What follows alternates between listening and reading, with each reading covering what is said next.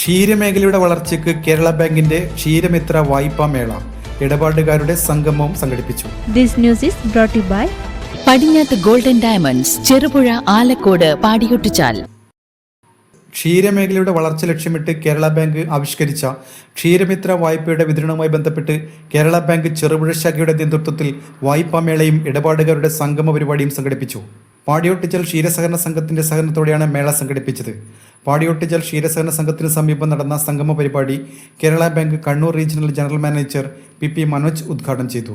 10 വർഷത്തിലെ കാലാവധിയുണ്ട്. 10 വർഷ കാലാവധി നമുക്ക് 120 ഇൻസ്റ്റാൾമെന്റ് ആയിട്ട് നമുക്ക് തിരിച്ചടക്കാൻ പറ്റും. അപ്പം അതിന് ഓരോന്നും നമ്മൾ ക്ഷീരകർഷകർക്ക് മാത്രമല്ല, റബ്ബർ കർഷകർക്കുണ്ട്, പിന്നെ നമ്മുടെ തെങ്ങ് കർഷകർക്കുണ്ട്, പിന്നെ അടക്ക കർഷകർക്കുണ്ട്. എല്ലാ ടൈപ്പിലുള്ള കർഷകർക്കും അതിനൊരു ജസ്റ്റേഷൻ പീരീഡുണ്ട്.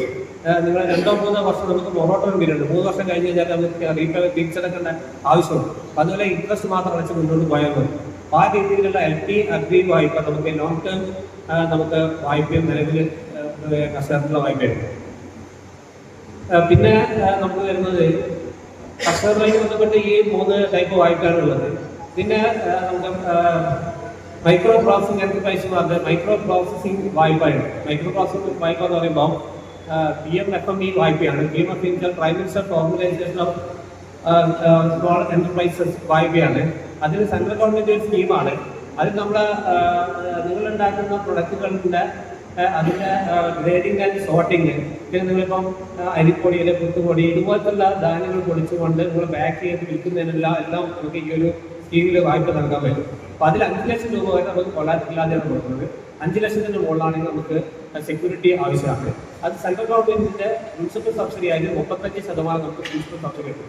അപ്പോൾ നമുക്കൊരു 10 ലക്ഷം ലോൺ എടുത്തു കഴിഞ്ഞാൽ 3.5 ലക്ഷം രൂപ തന്നെ നമുക്ക് പ്രിൻസിപ്പൽ സബ്സിഡി ആയിട്ട് വരും. പിന്നെ ഇൻട്രസ്റ്റ് സബ്സിഡി എന്ന് പറയുമ്പോൾ 4 വർഷത്തേക്കുള്ള ഇൻട്രസ്റ്റ് സബ്സിഡിയും 3% ലഭ്യമാണ് ആ സ്കീമിൽ. അപ്പോൾ നമ്മളിപ്പോൾ കേരള ബാങ്കിന്റെ ബ്രാഞ്ചുകൾ നൽകുന്നുണ്ട്. അപ്പം നിങ്ങളെ കടയിലുള്ള ആൾക്കാർ തന്നെ ഉണ്ടാവും. നമ്മൾ പറയുമ്പോൾ വാടക കൃഷിൻ്റെ എല്ലാം പിന്നെ അതിലുണ്ടാകുന്ന വാല്യൂ അഡീഷൻ പ്രൊഡക്റ്റുകൾ ഉണ്ടാവും. നിങ്ങളിപ്പം അതിന് ചിപ്സ് ഉണ്ടാക്കി കൊടുക്കുക, പിന്നെ ധാന്യങ്ങൾ പൊടിച്ചിട്ട് നിങ്ങൾ പാക്കാക്കിയിട്ട് നിങ്ങളൊരു ട്രെയിൻ മാർക്ക് ആക്കി കൊടുക്കുക. ഇത്തരത്തിൽ നിങ്ങൾ എന്തെല്ലാം ചെയ്യുന്നത് അതിനനുസരിച്ചിട്ടുള്ള വായ്പാ പദ്ധതികൾ നമുക്ക് ഇന്ന് കേരള ബാങ്ക് നിലവിലുണ്ട്. പാടിയൊട്ടിച്ചാൽ ക്ഷീരസഹകരണ സംഘം പ്രസിഡന്റ് ഷിബു സെബാസ്റ്റ്യൻ ചടങ്ങിൽ അധ്യക്ഷത വഹിച്ചു. വരുന്ന ഒരു സാഹചര്യങ്ങൾ ഇല്ലാതിരുന്ന ഒരു കാലഘട്ടമാണ്. പക്ഷെ അതിൽ നിന്നെല്ലാം മാറി ഇപ്പോൾ ഒരു പശുവിനെ വാങ്ങുന്നതിന് പോലും വലിയ പണം മുടക്ക് ആവശ്യമായി വരുന്ന സാഹചര്യം. നമ്മൾ മറ്റ് സംസ്ഥാനങ്ങളിൽ തമിഴ്നാട്, കർണാടക പോലെയുള്ള സംസ്ഥാനങ്ങളിൽ പോയിയൊക്കെ പശുക്കളെ വാങ്ങണമെങ്കിൽ നേരത്തെ 1 ലക്ഷത്തിലൊക്കെ കിട്ടിക്കൊണ്ടിരുന്ന പശു ഇപ്പോൾ 1.5-1.2 ലക്ഷം രൂപ വരെ കൊടുക്കേണ്ട സാഹചര്യങ്ങൾ ഇപ്പം നിലവിലുണ്ട്. അപ്പം നമുക്ക് ഈ ക്ഷീരമേഖലയിൽ പിടിച്ചു നിൽക്കണമെങ്കിൽ ഉൽപാദനക്ഷമത കൂടിയ പശുക്കളെ വളർത്തണം. അതേപോലെ ശാസ്ത്രീയമായ പശു പരിപാലന രീതികൾ അവലംബിക്കണം. അതേപോലെ തന്നെ ഇൻഷുറൻസൊക്കെ 1 ലക്ഷത്തിനൊക്കെ മുകളിലുള്ള ഇൻഷുറൻസിനൊക്കെ വലിയ പൈസ നമുക്ക് മുടക്ക് വരും. അതുപോലെ തന്നെ സംരക്ഷണ ചെലവ് അധികമായിട്ട് വരും.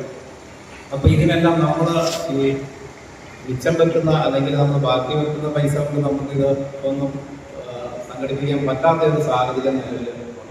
FLC Chittaranjan, public relation officer C Sahad എന്നിവർ ക്ലാസ് എടുത്തു. അക്കൗണ്ടിൽ നമ്മുടെ എല്ലാ അക്കൗണ്ട് ഹോൾഡേഴ്സും ചെയ്തിരിക്കണം. ഇത് ചെയ്തില്ലെങ്കിൽ ഉണ്ടാകുന്ന പ്രശ്നം എന്താണെന്ന് വെച്ച് കഴിഞ്ഞാൽ നമ്മളെ ATM ട്രാൻസാക്ഷൻ നമുക്ക് ബ്ലോക്കായി പോകും. അതോടൊപ്പം തന്നെ ഓൺലൈൻ ട്രാൻസാക്ഷൻ ഒന്നും തന്നെ നമുക്ക് നടക്കുന്നില്ല. അപ്പോൾ ഈ 3 സന്ദർഭങ്ങളിലാണ് നമ്മളെ അക്കൗണ്ട് ബ്ലോക്കാവുന്ന കാര്യങ്ങൾ ഉണ്ടാകുന്നത്. ഒന്ന്, എല്ലാ അക്കൗണ്ട് ഹോൾഡേഴ്സും ലോ റിസ്ക് കാറ്റഗറിയിൽ വരുന്ന മെജോറിറ്റി അക്കൗണ്ട് ഹോൾഡേഴ്സും ലോ റിസ്ക് കാറ്റഗറിയിലാണ്. ലോ റിസ്ക് കാറ്റഗറിയിൽ വരുന്ന എല്ലാ അക്കൗണ്ട് ഹോൾഡേഴ്സും 10 വർഷത്തിൽ ഒരിക്കൽ KYC അപ്ഡേറ്റ് ചെയ്യേണ്ടതാണ്. അത് നമ്മൾ നിർബന്ധമായും ചെയ്തിരിക്കണം. പിന്നെ രണ്ടാമത് വരുന്നത് ഡോർമെന്റ് അക്കൗണ്ടുകൾക്കാണ്.